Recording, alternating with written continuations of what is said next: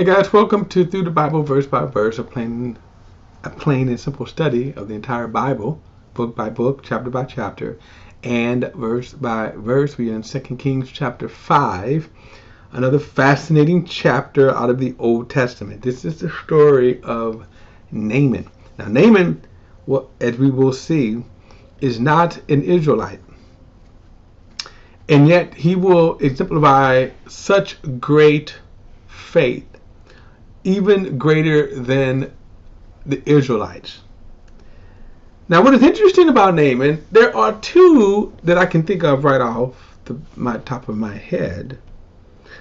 Two Gentiles. I'll take that back. Three off the top of my head that I can think of. Who is credited. Now, Jesus dealt with two of them. There was the woman from Phoenicia. I know I butchered that name, excuse me. And then there was the centurion, right? Roman centurion. And in both cases, Jesus says to them, I have not seen great faith, or you have great faith. Naaman also is going to exemplify this great faith. Now, this is a fascinating story because of how Naaman gets there. But it is interesting that you see these great people who hear of the God of Israel, and then they turn to him, right? And they turn to him based upon the testimony. And that's what we're going to see with this. This is a story of faith. See, a story of faith. And again, what I'm going to say, how the faith process works. Now, there, in other words, in general, how we come to faith. The message is preached to us. We respond to it. Now, that's the message of faith in essence.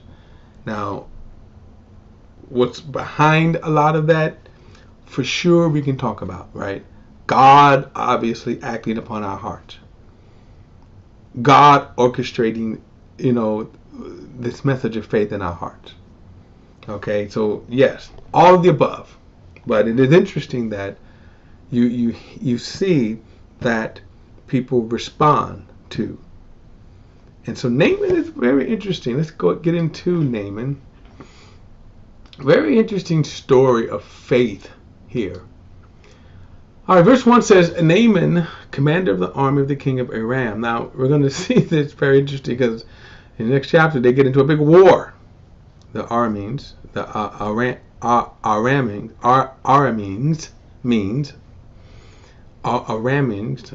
know how you want to pronounce it. But anyway, so that's what I'm saying. What's interesting about this, we see in the next chapter that they get into a war. All right. Anyway, Naaman, commander of the army of the king of Aram, was a great man in his master's sight and highly regarded because through him the Lord had given victory to Aram. And the man was a brave warrior, but he had a skin disease. Now, of course, I'm using the Holman Christian Standard Bible. If you're using pretty much any other translations, where they will use, say, leprosy. Okay. Verse 2, Aram had gone on raids and brought back from the land of Israel a young girl who served Naaman's wife. Now remember, that's the way slavery is. In the last chapter we saw indenture slavery. Here you see what typical slavery is. If you got conquered, you pretty much were someone's slave. Verse 3. So now, and this is, by the way, she came from the land of Israel. Now, just keep in mind the political and spiritual times of Israel. Exceedingly wicked. This is why Israel would be conquered, and they wasn't at their best, and they're not winning and all that. Okay. Verse 3, she said to her mistress, if only my master would go to the prophet who is in Samaria, he would cure him of his skin disease. Now, one other thing, notice that this Israelite, was conquered and was a slave, and she knows about Elisha. That's just interesting there. Verse 7, so Naaman went and told his master what the girl from the land of Israel had said. Therefore the king of Aram said, go, and I will send a letter with you to the king of Israel. So he went and took with him 750 pounds of silver and 150 pounds of gold and 10 changes of clothing. And he brought the letter to the king of Israel, and it read. Now notice this payment, right, came to the king. When this letter comes to you, note that I have sent you my servant Naaman, for you to cure him of his skin disease. Verse 7. When the king of Israel read the letter, he tore his clothes and asked, am I God, killing and giving life, that this man expects me to cure this man of his skin disease? Think it over, and you will see that he is only picking a fight with me. So now, the communications, of course, got messed up here. So the king wrote and said, hey, cure my servant, when he probably should have said, I hear there's a prophet that is among you. Cure my servant. Verse 8, when Elisha the man of God heard that the king of Israel tore his clothes, he sent a message to the king, why have you torn your clothes? Have him come to me, and he will know that there is a prophet in Israel. So we see right here God's motive. Verse 9, so Naaman came with his horses and chariots and stood at the door of Elisha's house. Then Elisha sent him a messenger who said, go wash 7 times in the Jordan, and your flesh will be restored, and you will be clean. Simple instructions. Go wash 7 times in the Jordan. Okay, verse 11. But Naaman got angry and left, saying, I was telling myself he will surely come out and stand and call on the name of Yahweh his God, and will wave his hand over the spot and cure the skin disease. Aren't Abana and Pharpar and the rivers of Damascus better than all these waters of Israel? Could I not wash in them and be clean? So he turned and left in a rage. Now, it's kind of interesting. His expectation, right? His thought process was, he was expecting the man of God to come out and do some big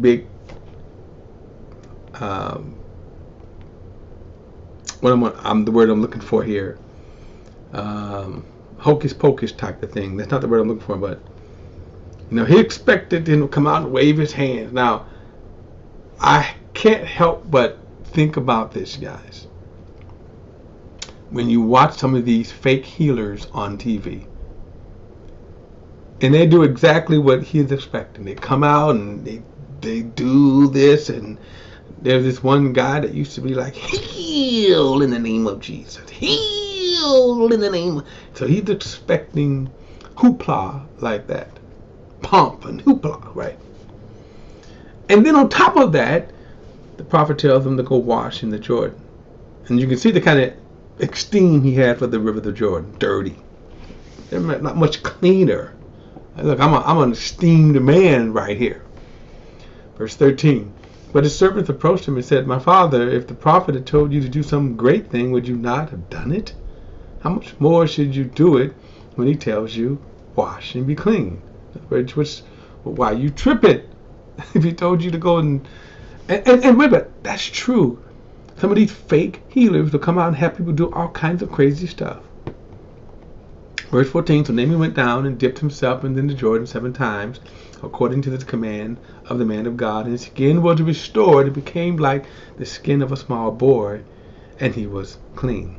It's a very smooth skin, right? He came out, man, the Naaman and his whole army and his whole company went back to the man of God and stood before him and declared, I know there is no God in the whole world except Israel. Therefore, please accept a gift from your servant. Now, you remember he came with these gifts from the king, and now notice he's now offering a gift. But I want you to keep this in mind here, because this plays later on in the story. Verse 16, but Elisha said, as the Lord lives, I stand before him, I will not accept it. And Naaman urged him to accept it, but he refused. Now, really keep this in mind, because notice that Naaman what? Are you crazy? Take the man's gift. Take his money. Verse 17. And by the way, let me just poke fun at something. A number of years ago, when I say a number of years ago, I'm a little older, so I can remember some of these things. I was alive, of course. There was a fake healer. He's now passed away. There's a university he started in Tulsa, Oklahoma, and this the university got into trouble, and he came out with this claim that God told him that if he didn't raise money to pay for this university, he was going to call him home. Yeah, he was a fake healer and all that. Now, as it turns out, what was interesting about this was I think some kind of gambler, it was the one that ended up giving him $1 million. And I think that was the figure that God told him he needed to come up with, or God was going to kill him and take him home. Now, I'm saying that because I want you to see here Naaman. Okay? I want you to see that Naaman urged him, but he would refuse. All right, verse 17. Naaman responded, if not, please let your servant be given as much soil as a pair of mules can carry, for your servant will no longer offer. No, I'm sorry. Naaman responded, if not, please let your servant be given as much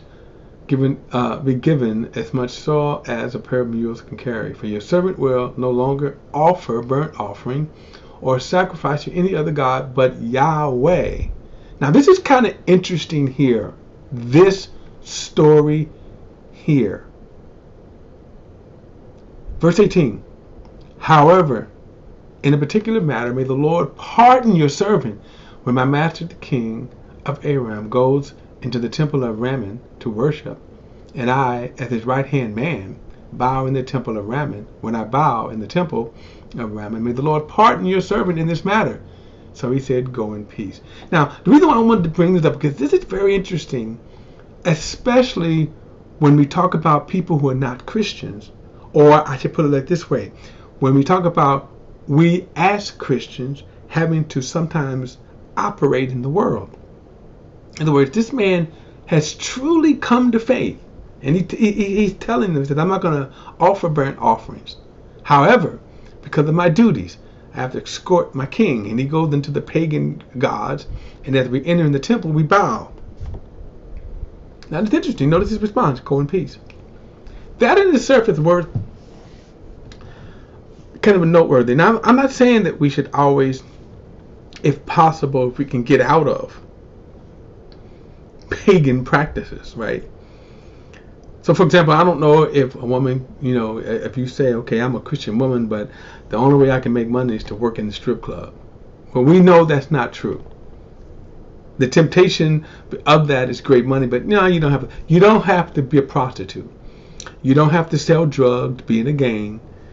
You don't have to do any of those things to make money. So that's not what I'm talking about right here. And of course, in this particular case here with Naaman, he had no choice. And remember, everybody didn't have a Christian kind of a background here. He didn't have a choice. He had to follow those practices. What this tells us is this. Remember, this is a good example of understanding that the biblical narrative, the Old Testament narrative, is God as he's dealing with his people, not outside of Israel. And that's important to understand here. God wasn't dealing with them. They did not have the commands of God. So this man turned to the true and living God. I'm going to say more so than the Israelites. And this man was conscious of the fact that there's certain things I have to do that I know doesn't pay homage to the true and living God, who I now embrace. And God wasn't condemning him for that. And I say that because there are people who would tell you things that they themselves don't have to. Like, for example, there are people that tell you, well, you should homeschool your kids. Well, that's fine if you're a husband and you are making money enough to where you can afford that. You don't have to, if you have to work. I mean, we can go on and on and on with this. I'm really going to get off. But this is a good example of a lot of this when people tell you stuff in the name of God. Okay? That God himself is not telling you. All right. Verse 19. So he said to him, go in peace. After Naaman had traveled a short distance from Elijah, Gehazi, now remember him, the attendant of Elijah, the man of God, thought, my master let this Aramean Naaman off lightly by not accepting from him what he brought. As the Lord live, I will run after him and get something for him. Greedy now. He's greedy. Look at all this. This thing is bothering Naaman. He's bothering Naaman, right? He's thinking, oh my God, my master's messed up, man, or not getting all this money. All right, let me get back to here. Where am I at? Ooh. Okay, so verse 21. So Gehazi pursued Naaman, and when Naaman saw someone running after him, he got down from his chariot to meet him and asked, is everything okay? Gehazi said, it is all right. My master has sent me to say, I have just now discovered that 2 young men from the sons of the prophet have come to me from the hill country of Ephraim. Please give them 75 pounds of silver and 2 changes of gold. Now, why do they need this, Naaman? Okay, anyway, but Naaman insisted. Please, accept 150 pounds. And he urged Gehazi and then packed 150 pounds of silver in 2 bags with the 2 change of clothes. And Naaman gave them to the 2 of his young men who carried them ahead of Gehazi. Now, interesting, right? Gehazi was like, oh man, this is better than I thought. I came for 75 and I'm leaving double for double. 150 pounds? Wow. Verse 24. And what's interesting too, notice that here Gehazi comes in the name of the prophet. Right? Now, Naaman doesn't know the difference. And so Naaman gives it to him. Verse 24, when Gehazi came to the hill, he took the gifts from them and stored them in the house. Then he dismissed the men and they left. Gehazi came and stood by his master. Where did you go, Gehazi? Elijah asked him. Your servant didn't go anywhere, he replied. But Elijah questioned him. Wasn't my spirit there when the man got down from his chariot to meet you? Is it the time to accept money and clothes, olives, orchards, vineyards, sheep, and oxen, and male and female slaves? Therefore, Naaman's skin disease will cling to you and your descendants forever. So Gehazi went out from the presence, disease, white as snow. In other words, he lost his job. Right? Worse, notice he went out white as snow. Now, if you will note, he still has the money. But what a price to pay for lying. In other words, you kind of have to stop and think, did he not learn anything from being in the presence of the true prophet of God? I mean, we're talking about the sinful nature of man that's threaded through the entire Bible. Here is Gehazi, who was servant to the true prophet of God. He remember all of the signs that he saw, being Elisha's personal servant. And then he does this. And then on top of that, lies. Now, he loses his job, right? So that's the first thing. Worse, he is a leper, and leprosy was a horrible disease. We can cure it today, but there was no cure then. And when we think about monkeypox today, because it's curable, but back then they didn't have it. You were ostracized because it was a disease that, again, it spread through touch. So that's worse. Then he lost his job, but he had this money. The question is, was it worth that money? Alright guys, don't forget to like and share this video and subscribe to BP the Bible Perspective. Hit that subscribe button. Don't forget to add your comments. All comments are welcome. See you in the next study.